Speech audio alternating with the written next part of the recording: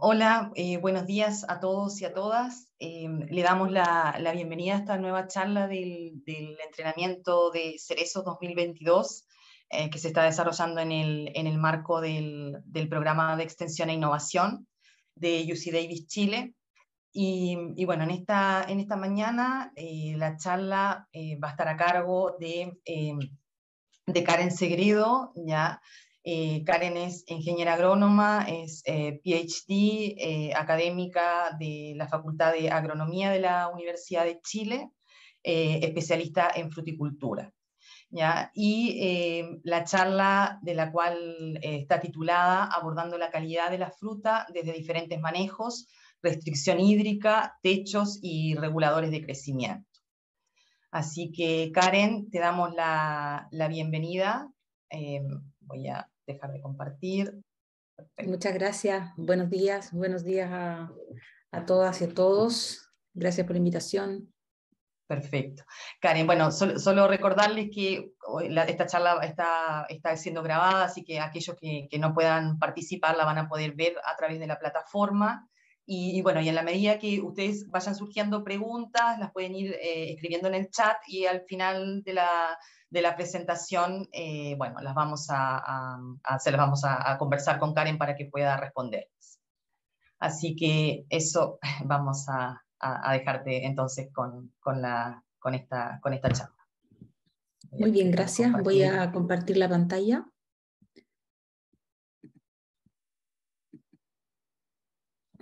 Esperen un segundito.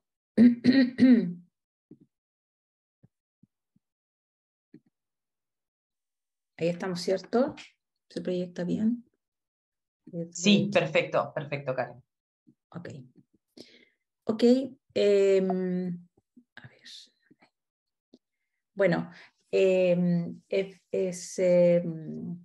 tal como lo mencionaba, ¿cierto? El título es Abordando la calidad de la fruta de diferentes manejos y van como ejemplo, ¿cierto? Restricción hídrica, los techos, reguladores de crecimiento, porque, bueno, tuvo la charla de Oscar Carrasco, donde también se abordaban los aspectos de calidad y más que dar en el fondo tips o recomendaciones de qué hacer o de qué manejo, ¿cierto? También va enfocada esta charla a los cuidados y las consideraciones que hay que tomar considerando la restricción hídrica, ya que están limitantes, ¿cierto? El recurso, el manejo de los techos y los reguladores de crecimiento y su implicancia, ¿cierto?, en la calidad de la fruta. Entonces, quiero hablar un poco brevemente, digamos, de calidad, calibre y clima, porque ese es un poco el desafío que quise generar, que quise alcanzar, quise provocar, ¿cierto? El cuidado y la duda, considerando estos aspectos, ¿cierto? De no considerar siempre que hay una receta, que hay un programa generalizado que puede ser indistintamente usado en todos los lugares.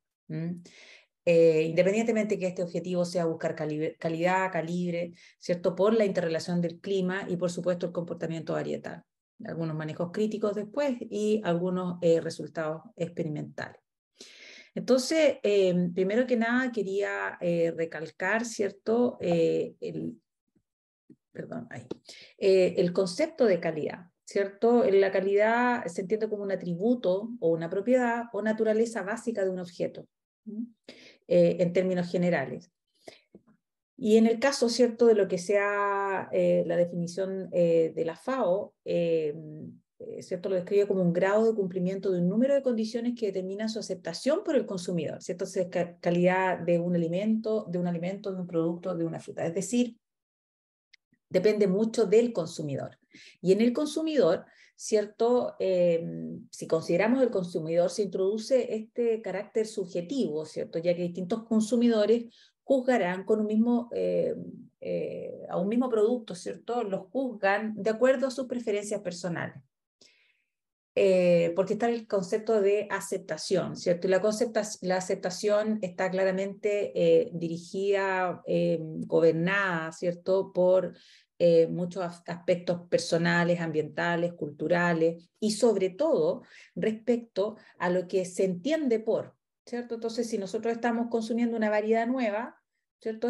Y uno empieza a decir, bueno, esto se parece a la Lapin, ¿cierto? Se parece a la Sweetheart, es como la Sweetheart, pero con el crunch, digamos, de la cordia a lo mejor, ¿cierto? Entonces uno tiende a se parece a algo.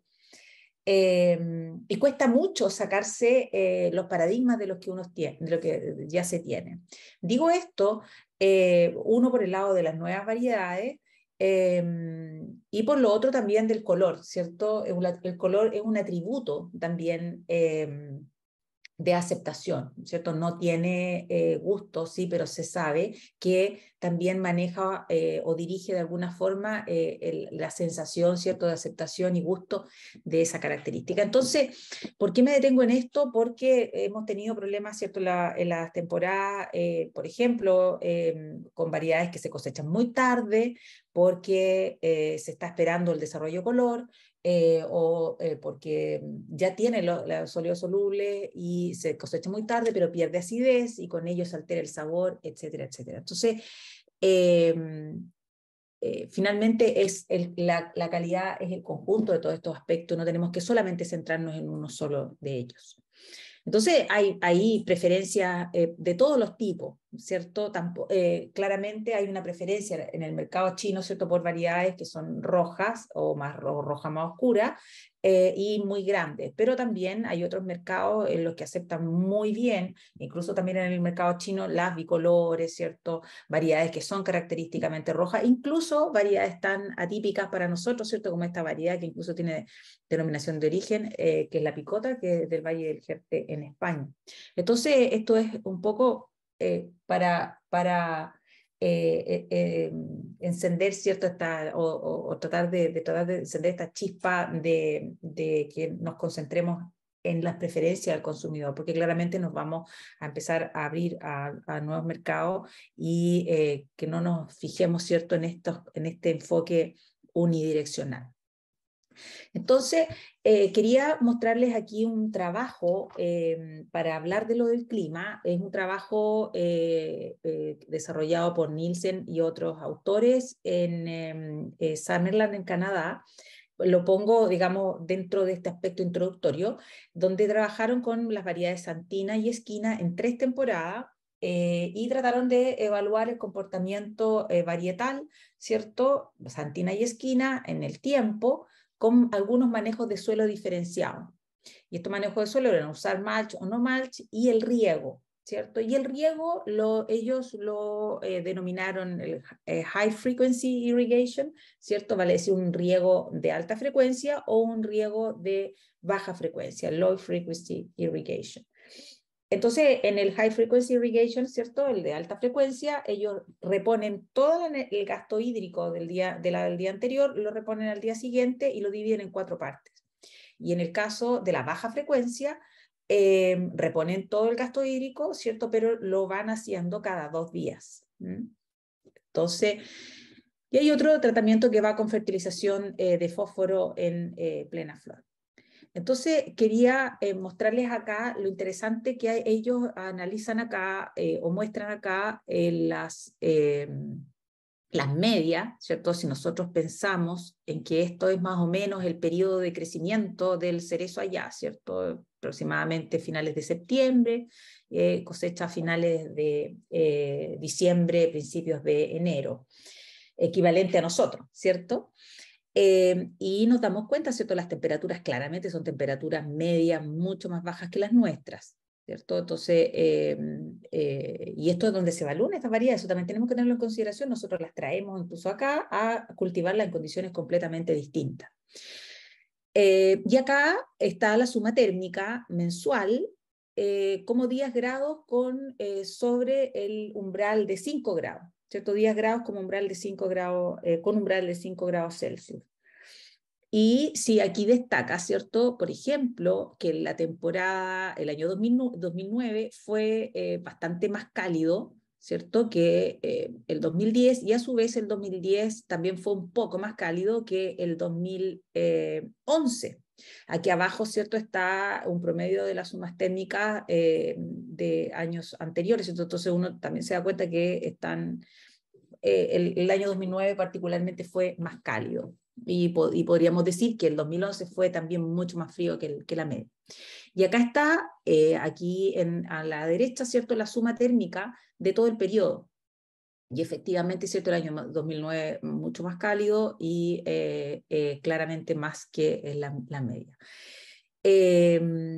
Entonces, aquí podríamos decir que hay un efecto temporal. ¿Cómo se comportan las plantas? Del punto de vista de la fenología, ¿cierto? Acá está el cultivar cristalina, perdón, dije esquina, santina y esquina, y es cristalina y esquina. Acá está recién inicio como un lado de la yema verde, punta verde, el ramillete, ¿cierto?, verde, plena flor y la época de cosecha. Entonces nos damos cuenta, ¿cierto?, que acá aproximadamente, si nos vamos solamente a plena flor, perdón, si nos vamos, bien digo acá, si nos vamos solamente a plena flor, que aquí tenemos plena flor, de la temporada 2009 al 2010, ¿cierto?, podríamos decir que la temporada, si usamos como comparación la 2009, podríamos decir que la 2010 floreció 10 días más tarde, ambas variedades. Y la temporada 2011, que fue la más fría, floreció 15 días más tarde. Entonces, claramente aquí se demuestra, ¿cierto?, que el efecto del clima es fundamental en comprimir los estados fenológicos o adelantar los estados fenológicos, ¿cierto? Porque todo también se adelanta. No obstante, si nos damos cuenta acá, el ramillete expuesto, ¿cierto?, o el tight cluster, ¿cierto?, no hay tanto un adelanto entre ambas temporadas, y acá hay 10 días, pero ya se empieza a separar mucho más, ¿cierto?, la floración, donde se hay un mayor requerimiento de desarrollo de órganos, y esto se traduce en un retraso también, podríamos decir, ¿cierto?, en la cosecha de 6 días de respecto a la 2009 y la 2010, o de 12 días incluso la 2009 con respecto a la 2011. Entonces hay un efecto varietal, perdón, hay un efecto de la temporada, o sea, eso quería destacar. Ahora, ¿cómo se comportan las temporadas? Ellos hicieron también un análisis de interacción, y efectivamente hay una interacción entre la variedad se comporta distinto, veíamos ahí, cada una, ¿cierto?, de acuerdo a sus requerimientos, a su genética. No solamente es la temporada la que marca la diferencia, sino que el genotipo, vale decir, la variedad, también es relevante. Entonces podríamos decir, bueno, pero ¿qué efecto tiene entonces la temporada? Entonces aquí destaca, podríamos decir, ok, la temporada más fría, perdón, la más cálida, tenemos mayor concentración de sólido soluble, y esto va disminuyendo, y la temporada más fría se reducen los sólidos solubles.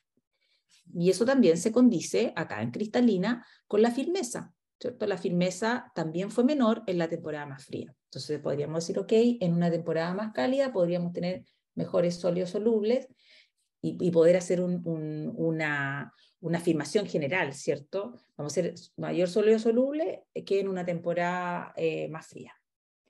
Pero si nos vamos, a esquina, no es lo mismo que pasa en esquina, ¿cierto?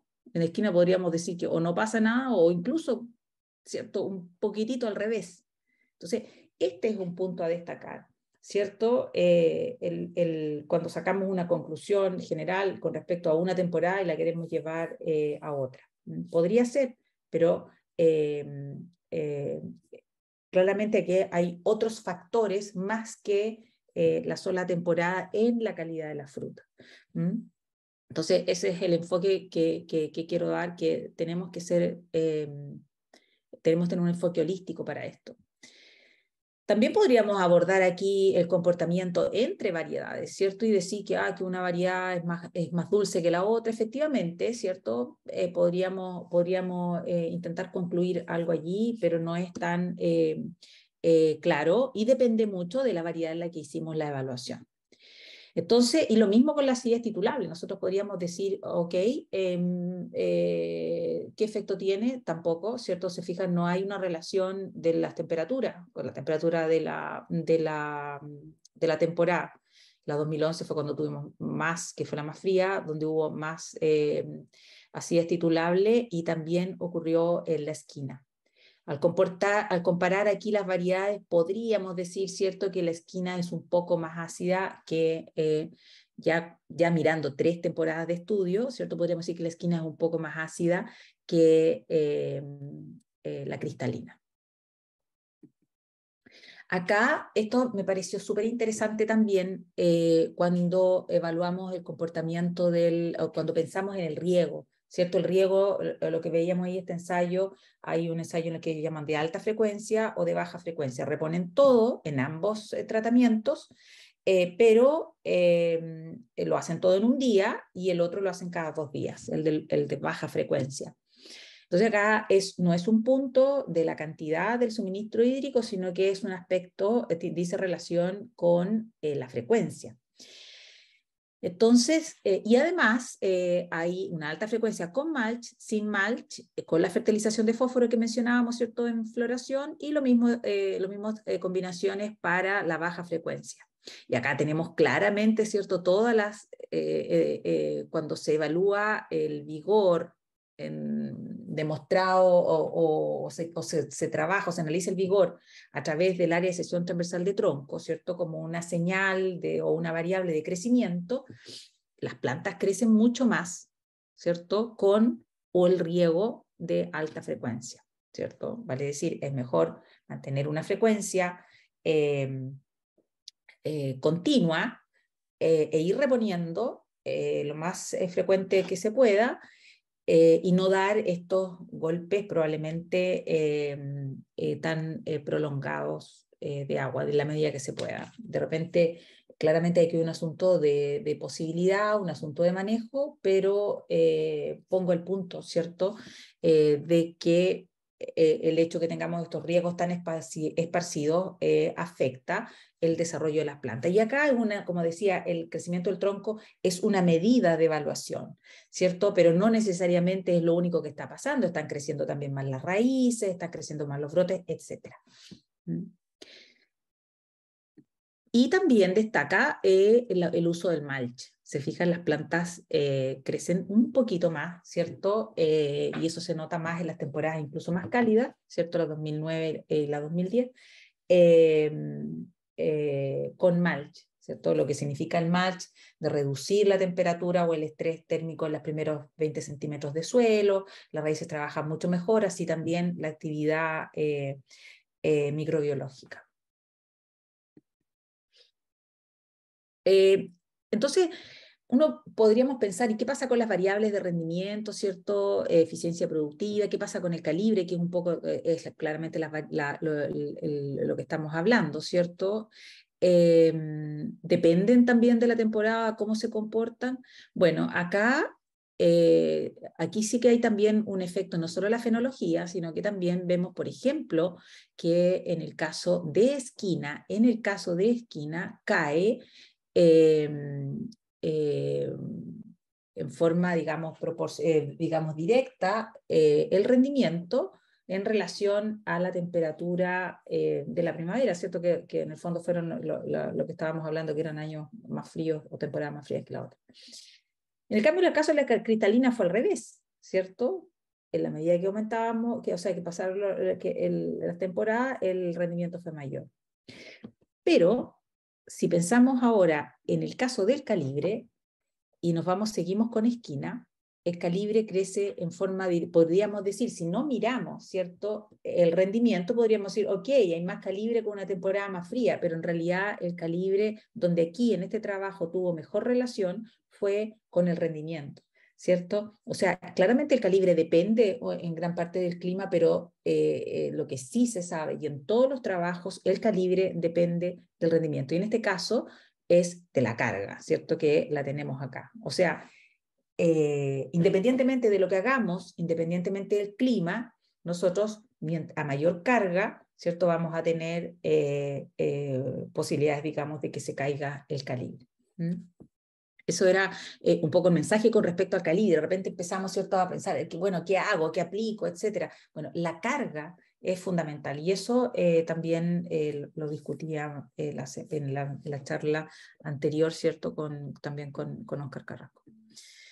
Entonces, en este trabajo concluye algo muy interesante, ¿cierto? Que en general el clima de primaveral fresco y húmedo afecta fuertemente el rendimiento anual, ¿cierto? Lo que vemos, y la calidad de la fruta, por cierto, ¿cierto? Veíamos firmeza, soluble, etcétera, y a menudo anulando los efectos del cultivo, del manejo del suelo y del agua.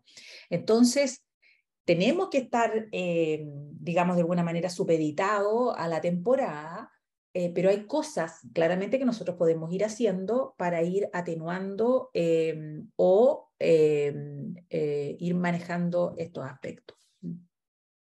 Entonces, en una temporada fría, por ejemplo, lo que hay que hacer es raler menos. En una temporada más de primavera, más cálida, claramente va a haber mejores probabilidades de retención de fruta, es lo que podríamos concluir de alguna manera, ¿cierto?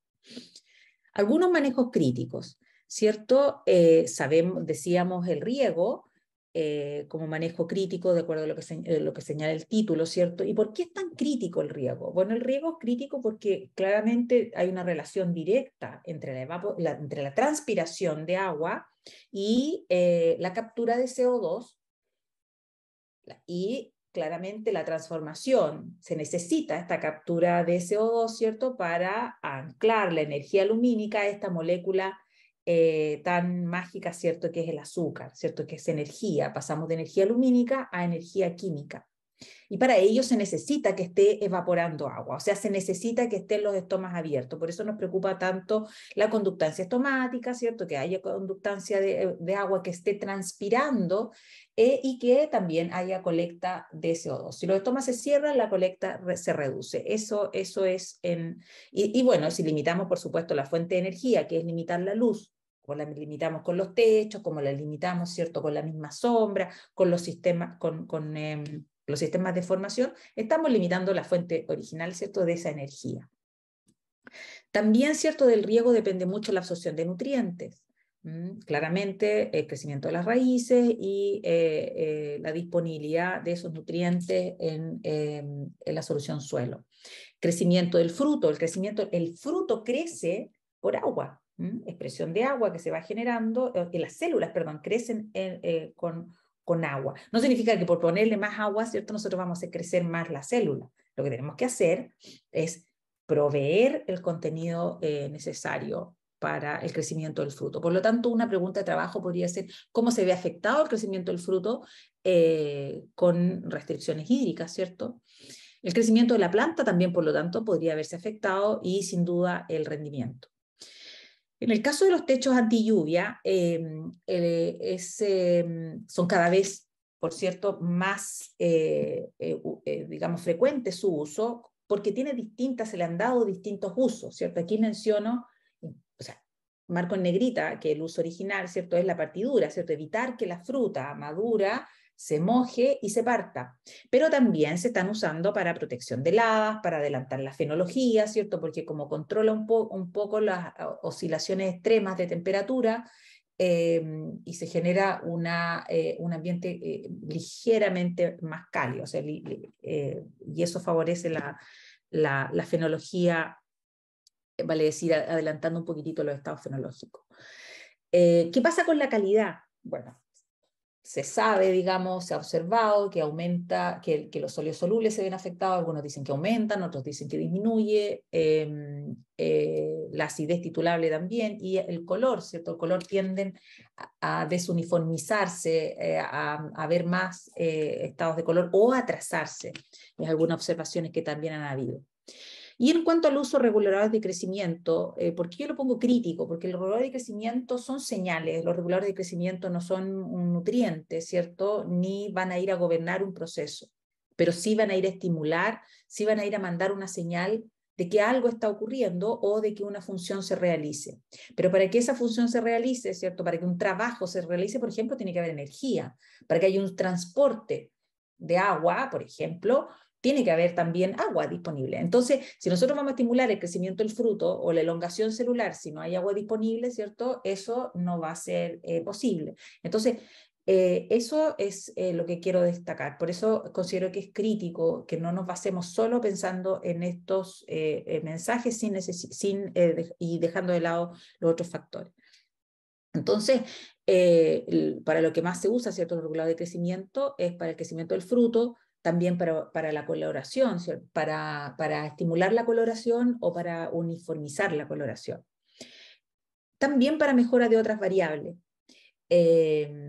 Nosotros hemos encontrado resultados bien interesantes, ¿cierto?, de cómo se pueden mejorar la tolerancia a la partidura, condiciones de la materia seca, características de materia seca, etcétera, etcétera, con el uso de reguladores de crecimiento.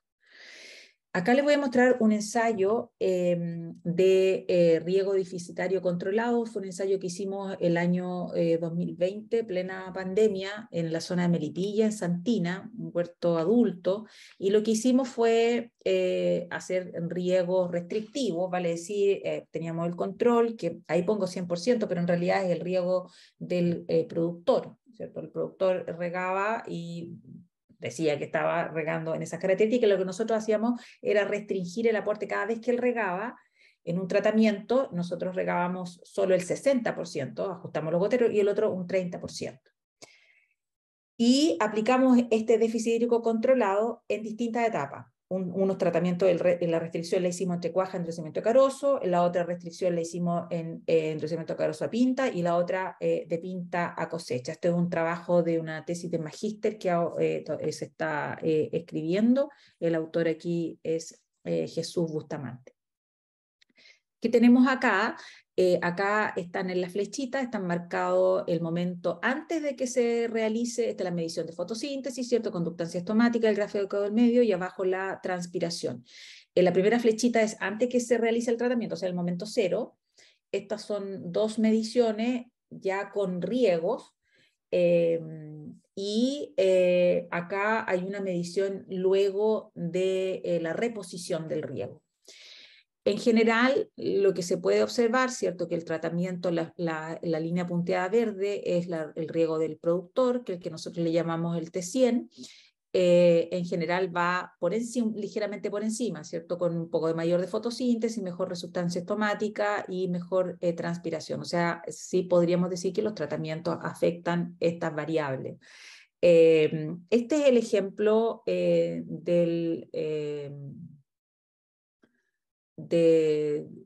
digamos, del primer tratamiento. Solamente muestro acá, del primer tratamiento me refiero a de la primera etapa, básicamente para mostrar un poco los valores y la dinámica. Y se mantiene, aquí también se muestra como interesante cómo luego de la reposición del riego, cuando nosotros volvíamos a regar en forma normal, una semana después, todavía el tratamiento del T30 estaba un poco resentido en términos de fotosíntesis y en términos de transpiración. O sea, no es algo que nosotros vemos un estrés y después riego voy a solucionar todo el problema, ¿cierto? El sistema, el estrés, digamos, que probablemente aquí ya hubo estrés hídrico, tiene consecuencias. Hay modificaciones, las plantas toman su resguardo, hay ajuste osmótico, etcétera, etcétera. Solamente les voy a mostrar el efecto o lo que vimos en las curvas de crecimiento, que me parece interesante. Hay una serie de variables, pero como les digo, probablemente Jesús en su momento ya las va a mostrar con mayor propiedad. Acá se le hizo seguimiento a frutos desde muy temprano en todos los tratamientos, y destaca acá que el tratamiento de T30, la restricción del 30% del riego que se hizo en la etapa de cuaja a endurecimiento de carozo, es los tratamientos en los cuales el calibre se quedó atrás. Marcadamente, claramente podríamos ver aquí también qué pasó con que es otra etapa que se muestra un poco bastante sensible, ¿cierto? Que este es de pinta cosecha, de nuevo el tratamiento de T30. ¿Cierto? Vale decir el 30% del riego, que va como aquí por abajo, ¿cierto? Y claramente, ¿cierto? El tratamiento aplicado en forma tardía resiente a un fruto que viene acostumbrado a un suministro y luego en la última parte se resiente. O sea, sí se resiente el tamaño del fruto en esa etapa, pero destaca mucho cómo se quedan atrás los frutos cuando tienen restricción hídrica, y veíamos que ya ahí anteriormente que eso se transformaba en un estrés, ¿cierto? Esos gráficos que le mostraba en la lámina anterior. Entonces, es una etapa muy, muy sensible, endurecimiento caroso a pinta. Acá está la distribución de calibres. De nuevo, para abordar el calibre, y se muestra acá como una etapa que sorpresivamente, ¿cierto? Esta línea es la del T30, pero de endurecimiento caroso a pinta. Aquí veíamos que la más sensible era cuaja, endurecimiento caroso, y luego le seguía por debajo de las otras, ¿cierto? Pinta a cosecha. Creo que había dicho el tratamiento al revés, pero ahora lo corrijo. Y acá el T30, que es restricción al 30, en general, desde el punto de vista general del calibre, hay una... Es el que se resiente menos, incluso tiene una mayor proporción de frutos grandes. No tengo, para ser sincera, todavía a la que vamos analizando los datos, como para ir explicando un poquito más, tenemos que relacionarlo con otras variables. Pero solamente quería destacar cómo se afecta el crecimiento del fruto. Los techos anti-lluvia, bueno, hay mucha experiencia, ¿cierto? El profesor Richard Bastida ha trabajado ampliamente en esto. Yo solamente quería aportar con los aspectos de calidad de la fruta, ¿cierto? Sabemos que filtran luz. También se ha observado, como decíamos, que la firmeza es menor con el uso de los techos cuando es usado en forma permanente. Ese es un punto, ¿cierto? Porque se empieza se pone temprano en floración para las heladas, para concentrar la floración, etcétera, etcétera, pero también se puede dejar en forma permanente. Y ahí es cuando viene el temor de la afectación de la firmeza, y también otros parámetros, como la acidez, como los sólidos solubles, etc. Acá les voy a mostrar un ensayo que nosotros hicimos hace un tiempo. Este es un trabajo que nosotros presentamos en un congreso con Britt Walber, para donde esto fue hecho en Coyipulli, y teníamos un ensayo que estaba sin cubierta, un control, el otro que se ponía solamente desde brotación, pero durante todo el periodo, y el otro solo se ponía desde pinta a cosecha, o sea, control desde brotación a cosecha y el otro de pinta a cosecha. Y esta es la par interceptada con relación a la energía externa total. O sea, claramente vemos que con los techos, o sea, están trabajando en un clima distinto. Y eso, veíamos el efecto del clima. Veíamos el efecto del clima, cómo modifica la temperatura, cómo modifican otras variables. Bueno, acá generamos en el fondo un clima, desde el punto de vista lumínico y también ciertamente térmico, distinto. Estamos trabajando con una luz al 50%, prácticamente al 50% menos, o sea, 40% menos de lo que está captando energía, interceptando energía, digo, el tratamiento control. En ambas secciones del árbol, ¿cierto? En la parte este y en la parte oeste. Aquí tenemos las medidas de temperatura, y en general las temperaturas son siempre menores bajo el techo. Ahí entonces tenemos claramente otro clima, luz y temperatura, y 2 grados, no es poco, ¿cierto? ¿Qué pasa entonces acá con la fruta? Bueno, la fruta, uno podría decir, ok, va a ser menos firme. Efectivamente, no fue así, solamente fue menos firme con el temor que había, ¿cierto? El que tenía el techo en forma permanente. No ocurrió un efecto negativo sobre la firmeza cuando el techo se ponía solo desde pinta. En términos de tamaño, hubo una mejora del tamaño con ambos techos, y en cuanto a sólidos solubles, una mejora de los sólidos solubles. Esto en la parte media baja, o sea, la mitad del árbol lo medíamos abajo y lo medíamos arriba. En la parte de arriba, respecto a los suelos solubles, no se observaba ese efecto tan marcado, pero sí la firmeza, el efecto sobre la firmeza se mantenía. Y que tenemos acá un defecto que se observa, ¿cierto? Con los techos, que es este fruto rojo, con algunas partes menos intensas, ¿cierto? Con un fondo medio blanquecino, que le llaman, ¿cierto? En el campo coloquialmente guata blanca, ¿cierto? Este tratamiento, o sea, perdón, nosotros medimos la cantidad de fruta en términos porcentuales. En el tratamiento, acá tenemos el control, el desde brotación a cosecha y el de pinta a cosecha. Y donde más tuvimos este problema es en el tratamiento de pinta a cosecha, ¿cierto? O sea, cuando tenemos una fruta que va evolucionando, creciendo, desarrollándose frente a ciertas condiciones térmicas, e introspectivamente nosotros en pinta ponemos el techo, claramente afectamos el desarrollo de color. Entonces, y eso es lo que puede pasar. O sea, desde el punto de vista del color, es menos negativo mantener el techo puesto. ¿Qué pasa entonces? Bueno, pensando en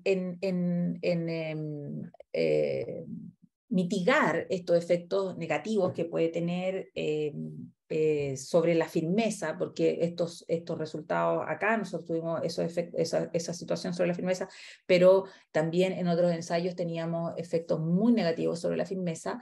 Empezamos a trabajar con ácido gibberélico, como sabíamos que mejoraba la firmeza fuera de los techos, y acá tenemos algunos datos, ¿cierto? Por ejemplo, tenemos acá, hicimos este ensayo, que fue también, es una tesis de Jaime Parentini, donde aplicamos gibberélico en verde pálido, frutos verde pálido, y en frutos verde pálido, y después repetíamos, siempre usando 20 partes por millón, porque fue la concentración a la que encontrábamos mejor efecto sobre la firmeza, y hacíamos cono sin repetición. Este era verde pálido 5 días después, y verde pálido, y la segunda iba en amarillo pajizo. Luego sola en amarillo pajizo, y amarillo pajizo más 5 días después.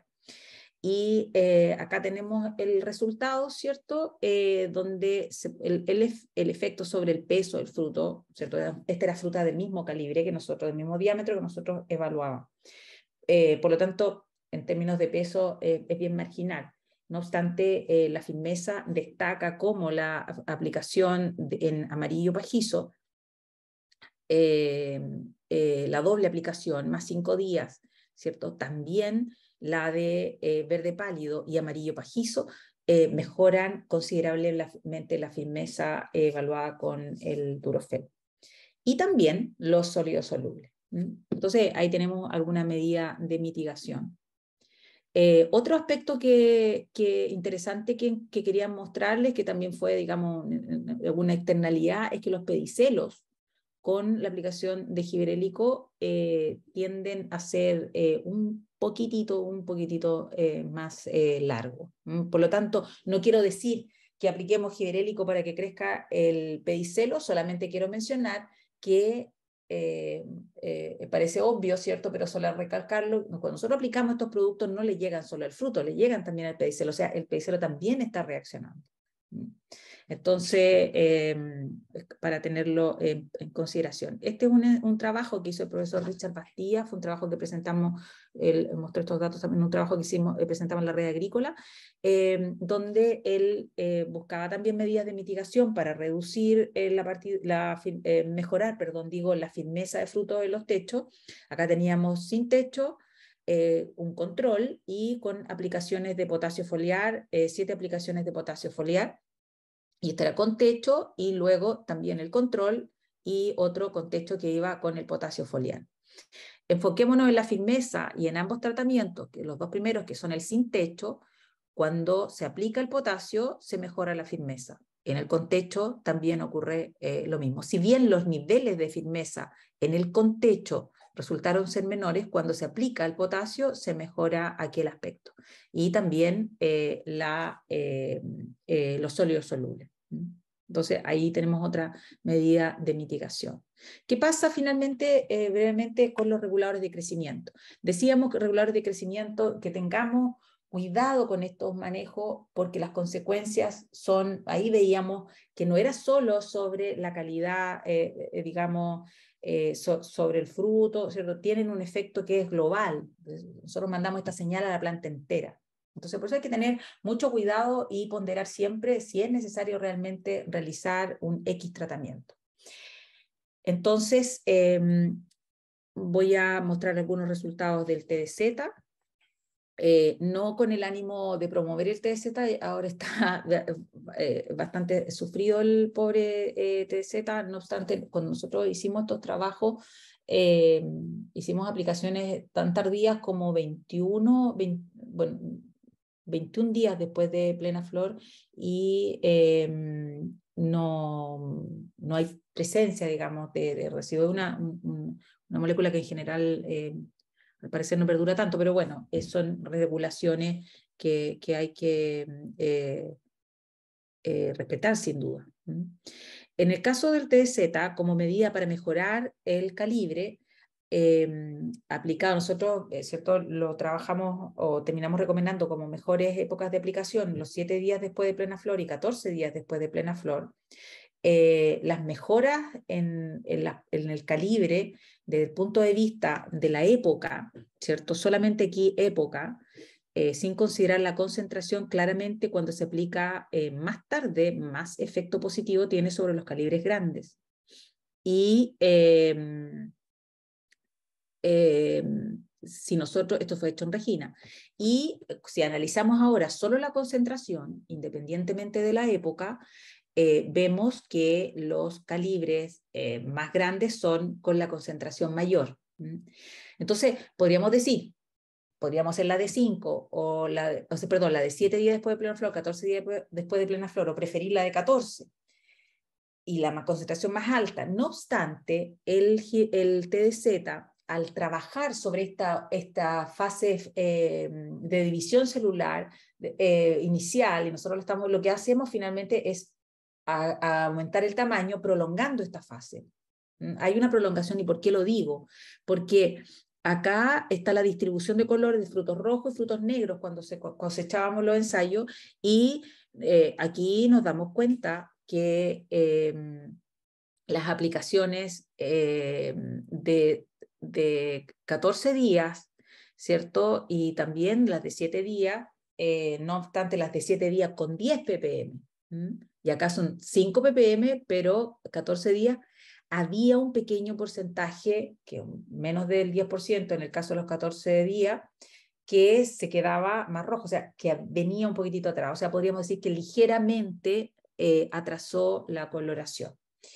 Entonces, la recomendación con respecto a esto sería usar la concentración más baja y la más temprana.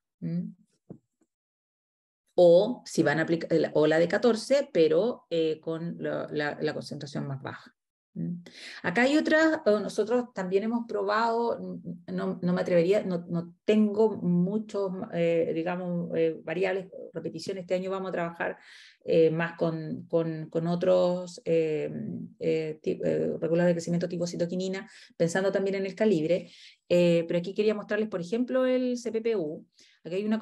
Aquí lo que se trabajó fue con la concentración de 1000 ppm de CPPU aplicada a todo en una oportunidad.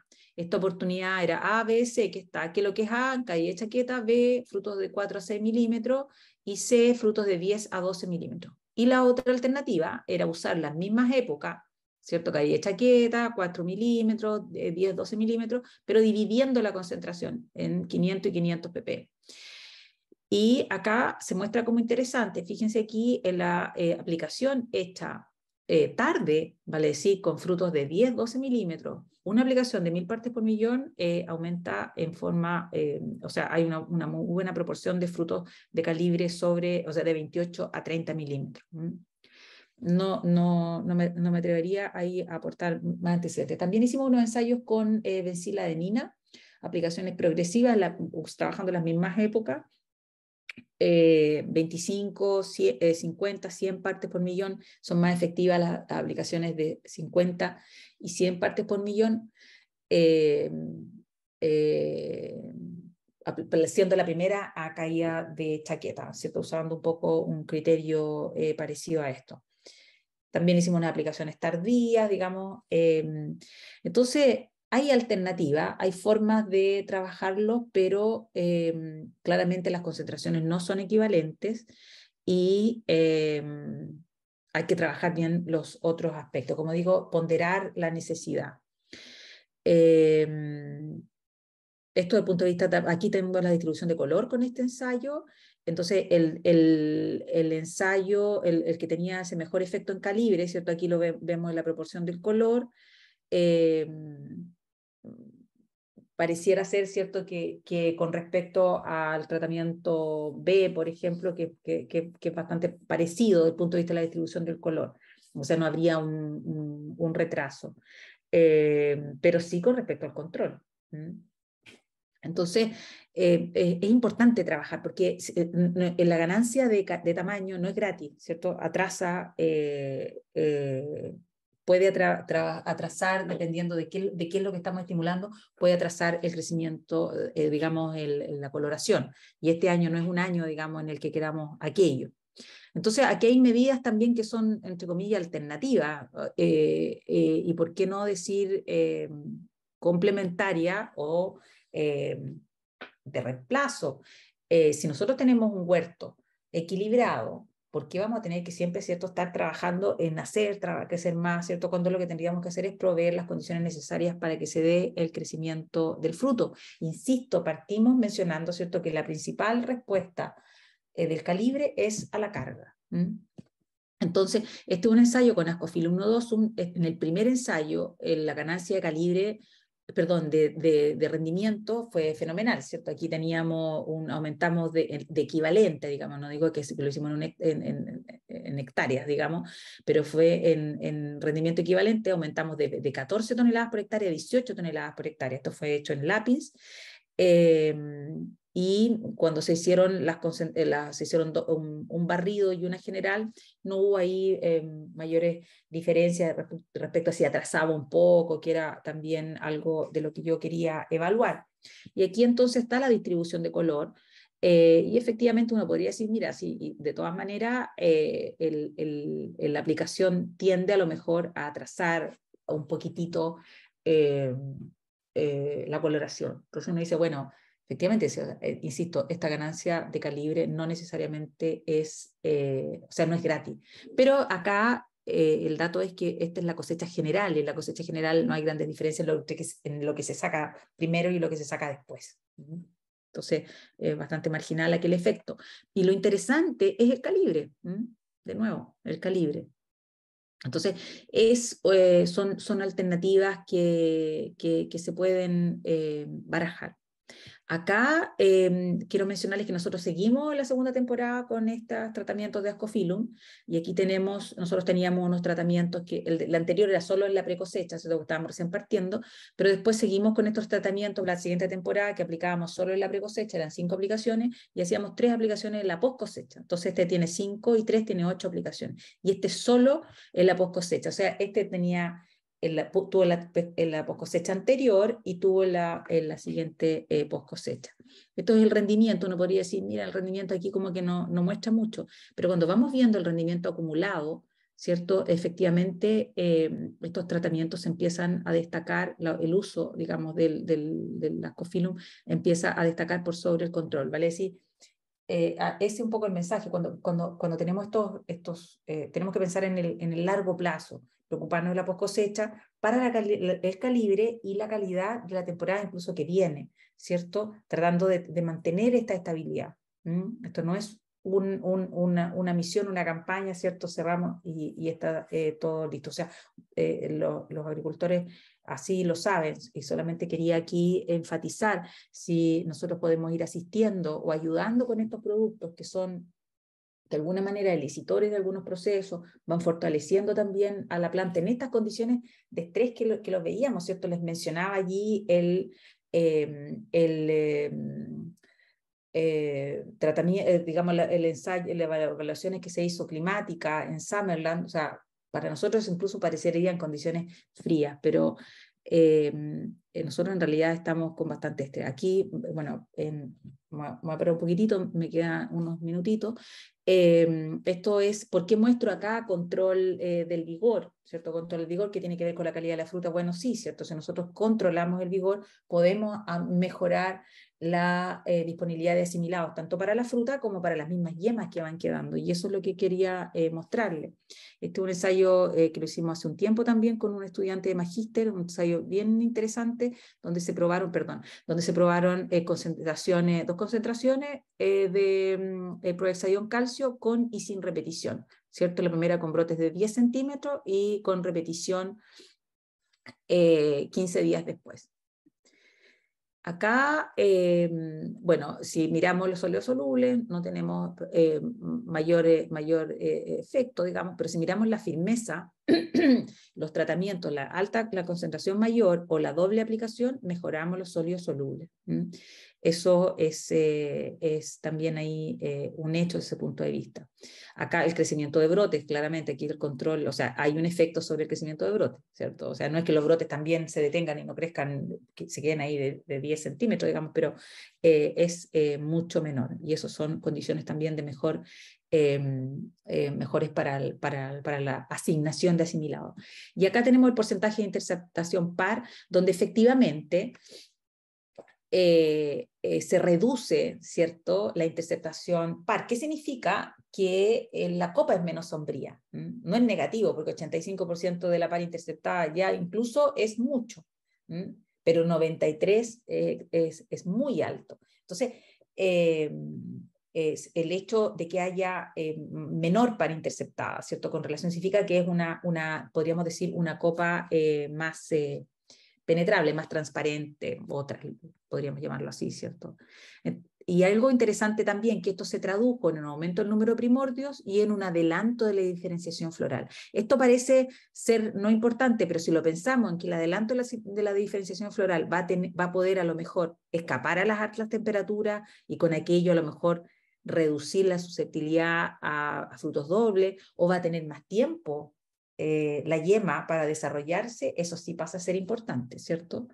Entonces, y aquí vienen cómo se mejoran las yemas, ¿cierto? Es increíble cómo con lo marcado, ¿cierto?, de la mejora de las yemas con la aplicación doble y controlando entonces parece ser cierto acá, recomiendo cierta aplicación, doble aplicación de 150 ppm, considerando el aspecto de las yemas como la más adecuada.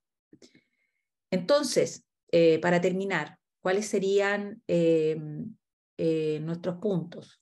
No atrasar, asegurar suministro de calcio y nitrógeno controlado, cosecha oportuna, enfriamiento rápido y estable, eso es fundamental.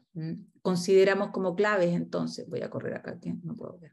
Consideramos como claves potenciar la brotación y la floración uniforme. Yo sé que eso está ocurriendo, digamos, ¿por qué? Pero quiero destacar por qué esto en el continuo, porque generamos también una cuaja uniforme. Una cuaja uniforme, podemos concentrarnos en las primeras flores y podemos tener la aplicación de los reguladores de crecimiento, que es tan sensible, ¿cierto?, al estado. Veíamos que era verde pálido, cómo había un efecto distinto al amarillo pejizo. Cuando nosotros uniformizamos los estados fenológicos, ¿cierto?, las aplicaciones también se hacen más efectivas y eficientes. Intensificar tempranamente, ¿cierto?, la división celular sin extender la etapa, vale decir, no exagerando la estimulación de esta primera etapa, porque si la prolongamos podemos atrasar en la maduración o la coloración. Estrategias antiestrés, considerarlas porque en general son restrictivas. Nos dimos cuenta, estamos en una condición restrictiva y el clima y la temperatura tienen su efecto relevante. El giberélico en pajizo más 5 días y no antes, ¿cierto? Idealmente sin repetición. ¿Por qué? Porque la repetición atrasa un poquitito. ¿Y por qué digo no antes? Porque nosotros también nos dimos cuenta que la aplicación cuando se hacía en verde pálido también tiende a atrasar con respecto a la de amarillo pajizo. Entonces, por eso destaco ahí que las aplicaciones en verde pueden atrasar la coloración. El suministro hídrico es fundamental, ¿cierto? Calcio vía riego desde plena flor hasta endurecimiento de carozo y luego puede seguir foliar. En todas las etapas, por favor, consideremos que las plantas están, incluso hoy día, ¿cierto? Si decimos, bueno, hay un día bueno, están sometidas a distintas condiciones de estrés. Ya sea lumínico, ya sea térmico, hídrico. Entonces eso tenemos que tenerlo en consideración. No solamente estimularla, forzarla, y a veces está en una condición restrictiva y que lo que está haciendo es protegerse. Entonces me quedo con esos mensajes claves. De nuevo, no atrasar, asegurar el suministro calcio, cuidar el suministro hídrico, especialmente etapa 1, ¿cierto? Y pospinta, como hablábamos, ¿sí? De acuerdo a lo que vimos con los resultados. Como dos etapas más sensibles. Con techos se deben tomar acciones orientadas a la firmeza y uniformizar del color. O sea, con techos esa puede ser un talón de Aquiles, digamos, un punto crítico. La cosecha oportuna, enfriamiento rápido y frío estable. Eso es tanto más importante también, digamos. O sea, nosotros llegamos con la calidad de la fruta al momento de la cosecha y todo lo que ocurre después es o mantener o deteriorar. Entonces, se hizo un gran trabajo en el campo, no deterioremos o preocupémonos de que el deterioro sea el menor posible. Muchas gracias.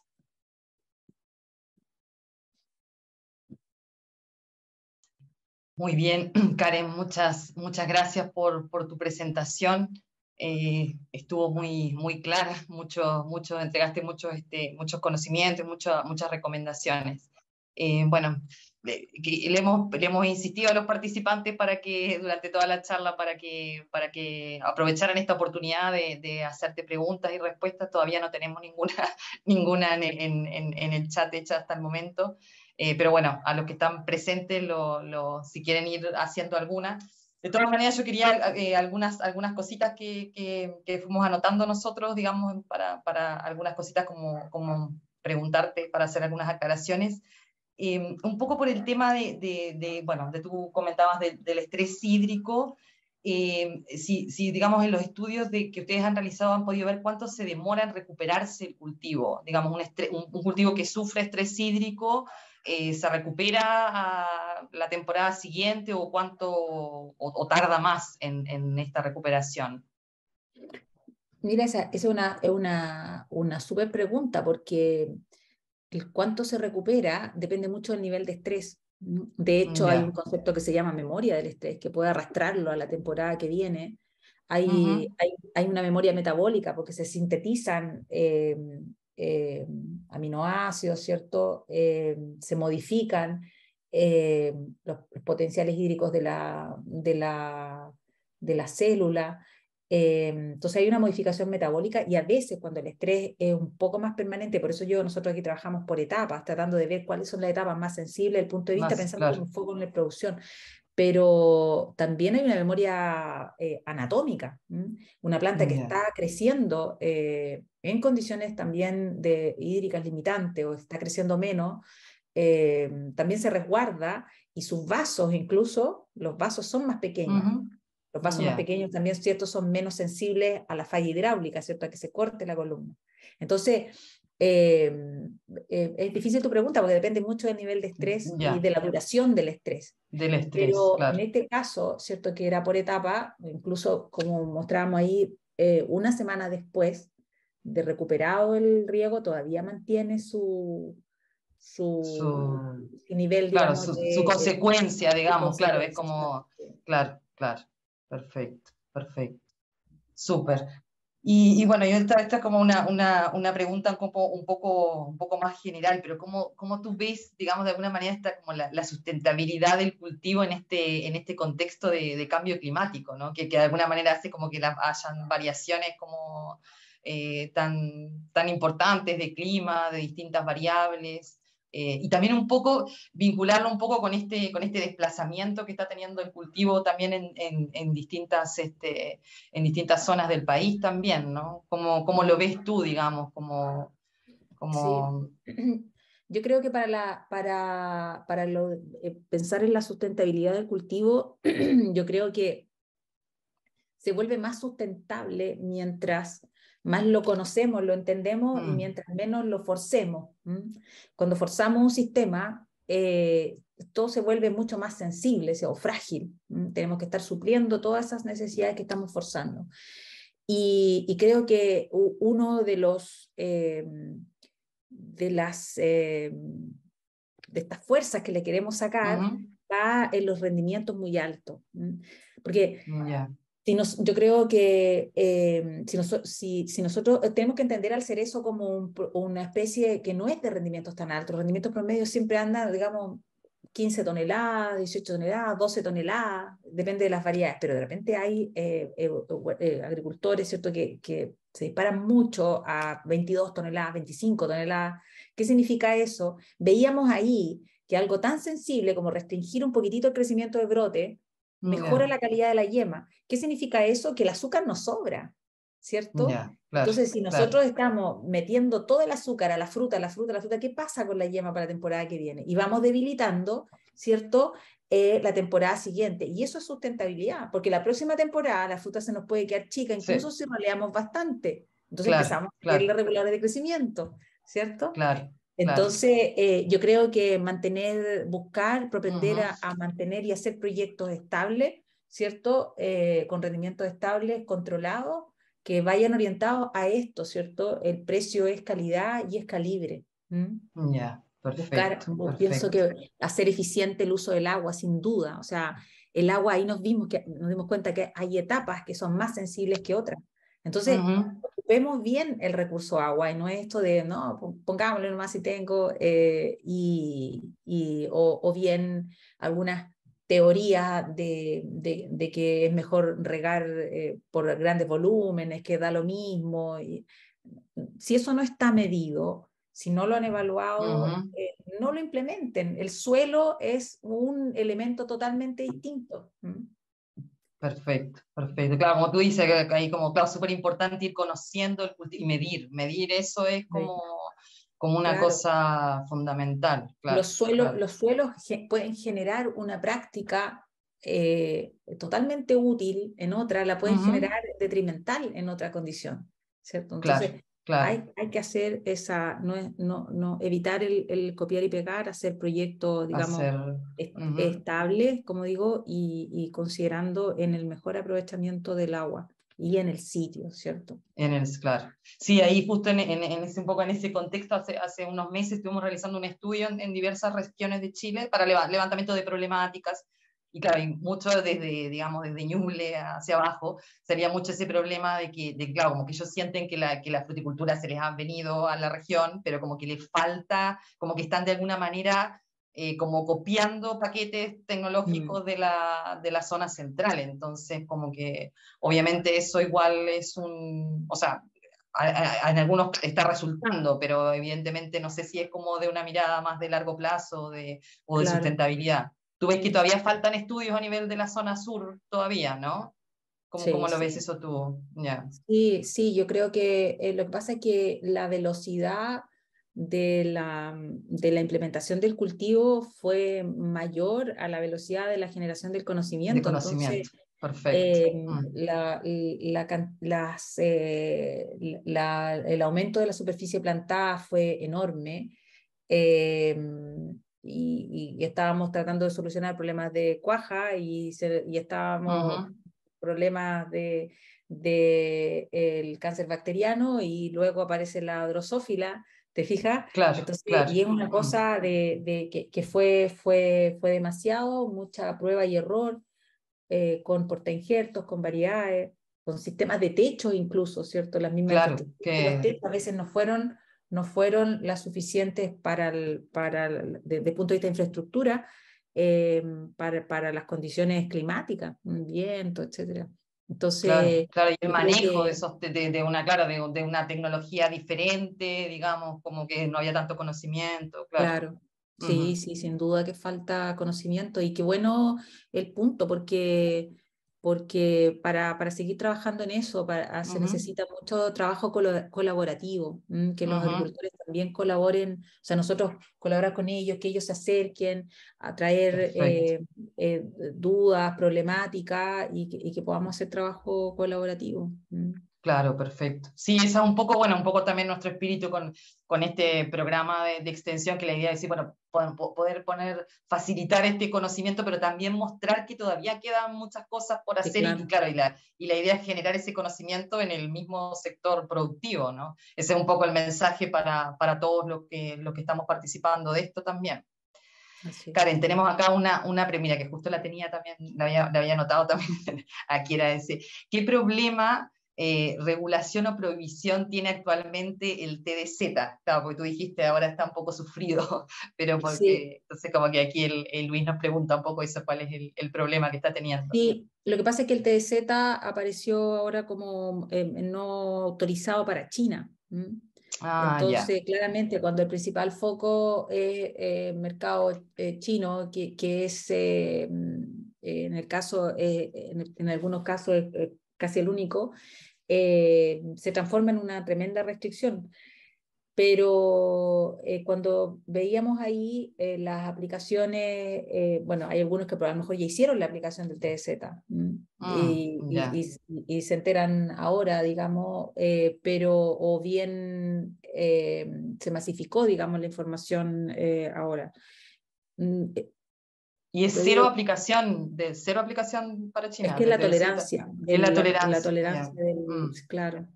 Entonces, bueno, si la persona que ya lo aplicó, digamos, está, digamos, pero yo ahí quiero dar un mensaje de tranquilidad, porque es tan poca la concentración para el que la aplicación ya lo hizo, digamos.